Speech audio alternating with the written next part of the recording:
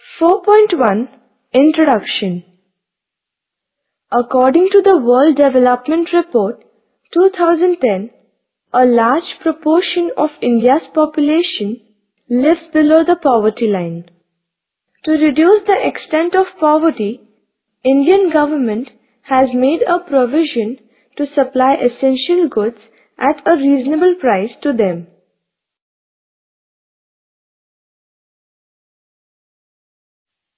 (4.2) Public Distribution System (PDS). Meaning and explanation. It is a food security system launched by the Government of India.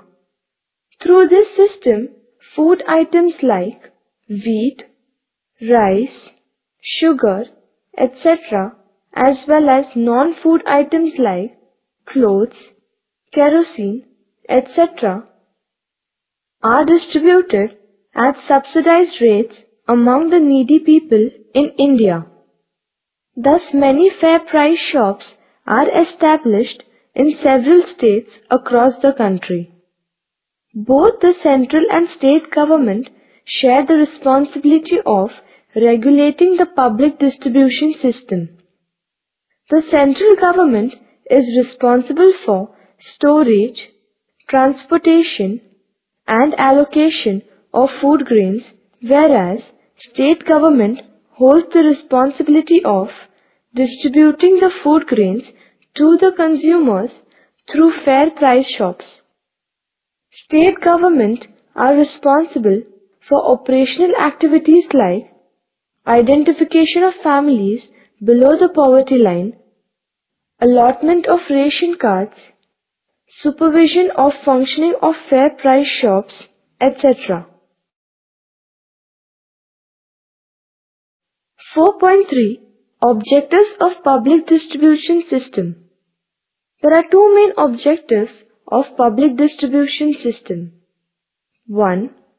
To provide essential goods to the consumers at reasonable and subsidized price. 2. To maintain minimum nutritional status of the population. Thus, public distribution system helps to put an indirect check on the open market prices of essential goods.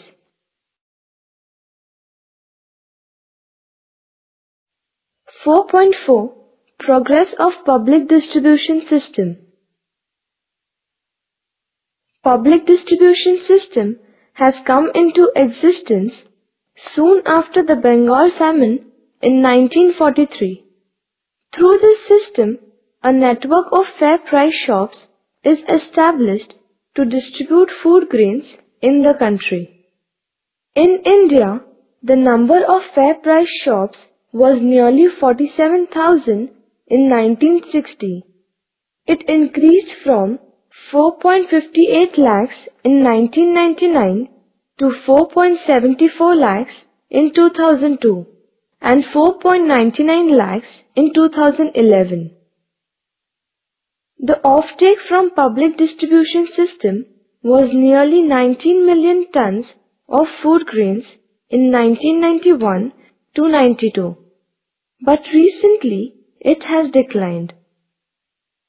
It is because the difference between the open market prices of wheat and rice and price determined by public distribution system is reduced. 4.5 Drawbacks of public distribution system. 1. Limited benefits to the poor. Under PDS, food grains are provided to ration card holders only. These ration cards are issued on the basis of residential address. So seasonal migrant workers and homeless people are not able to get its benefits. 2. Regional disparities. Some regions are well developed while some are less developed. In some states, large number of families are below poverty line. But the offtake of food grain through PDS is not accordingly. Due to this regional imbalance, most of the people are deprived from the benefits of PDS. 3. Urban bias. Nearly 75% fair price shops are in the rural areas, but the offtake of food grains through PDS is more in urban areas. The transport system in villages is not as efficient as in cities. Due to this, at times, food grains, kerosene, etc. are not available in most of the fair price shops in rural areas. 4. Inefficiency of Food Corporation of India. It is the duty of Food Corporation of India to supply food grains for distribution through fair price shops. But there are some inefficiencies. Excess stock of food grains is not stored properly. Therefore, it creates scarcity of food grains even after an increase in production. There is a pressing need to eliminate these drawbacks.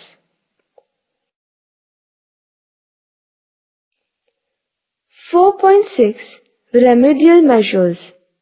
1. Food bank. It is essential to establish food banks and to modernize godowns in every state, so that food grain can be properly stored. 2. Extension of the coverage of PDS. The coverage of PDS has to be extended so that no needy person will be deprived from the benefits of PDS. 3. Restructuring of PDS. It is necessary to check various malpractices in PDS. Rationing officers must visit fair price shops frequently to know their problems. It is necessary to eliminate bogus ration cards by raids of flying squads. Cost of handling goods and transport cost has to be reduced. 4.7 Consumer Protection. A person who uses or consumes goods and services is called as a consumer. A consumer is defined as a person who acquires goods and services for direct use or ownership. If the consumer acquires goods for resale, then he is not considered to be a consumer. The consumer derives satisfaction from consumption of goods and services, but sometimes they are not satisfied due to malpractices followed by the seller. A. Sale of adulterated goods. B. Sale of defective goods. C. Using false weights and measures. D. Hoarding and black marketing. E. Charging more than maximum retail price. F. Misleading advertisements. The consumers have to be protected from the loss caused on account of defective goods and unsatisfactory services. Consumer protection is a legal provision to ensure the rights of the consumer. Rights and duties of a consumer. In India, the Consumer Protection Act was passed in the year 1986 and it came into force from 1st July 1987. Food adulteration. It is a process by which substandard substances are added to food items by which its quantity increases but its quality decreases is called food adulteration. Some adulterants are visible like stones, leaves, soil, etc. Consumers can remove them, whereas some adulterants are invisible. For example, milk adulterated with water or chemicals, pulses adulterated by artificial colors, etc. They are very harmful as they cannot be removed easily. They may lead to serious health problems like cancer, paralysis, diseases of skin and eyes, or even death. Food adulteration adversely affects the health of the society. It is a serious social crime. Therefore, it is a moral responsibility of all of us to restrict food adulteration for healthy and strong India.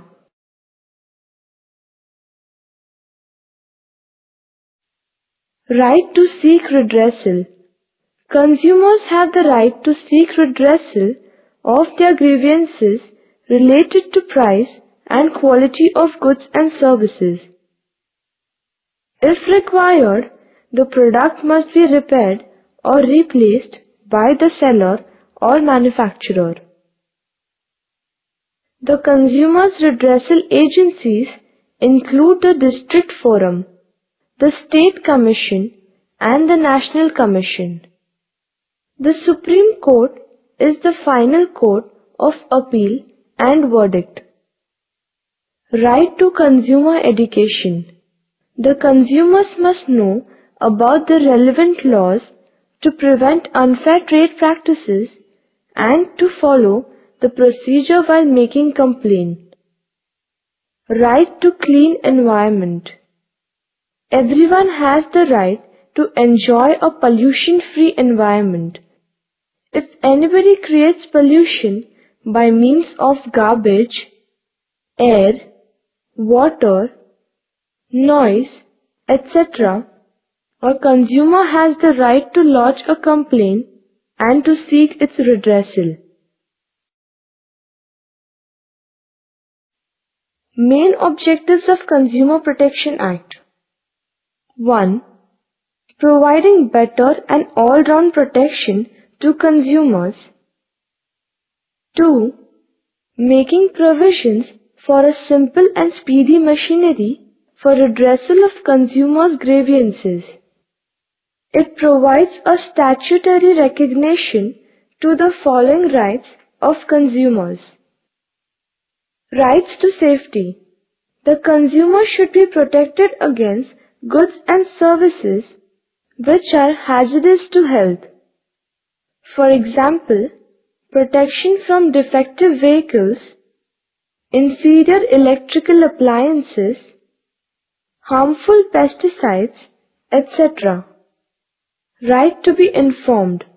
The consumer must be provided with accurate information about quality, purity, price, quantity, and the standard of goods and services. Right to choose. Consumers have the right to make a choice from variety of goods and services as per their purchasing power and preferences. Right to be heard. Consumers have the right to be heard by manufacturers and dealers about their opinions on production. Duties of a consumer. Be quality conscious and aware of rights to restrict business malpractices. Beware of misleading advertisements. Insist the seller to give a bill, receipt, and guarantee card. Compare the quality, price, durability, after-sales services, etc. of the product. Carefully inspect variety of goods and make the best choice. In India, 24 December is the National Consumers Day, while 15th March is World Consumers Day. Lok Adalat is an effective source of rapid redressal in our country. Consumers' protection is a social responsibility. So various consumer organizations are actively functioning worldwide. Targeted Public Distribution System.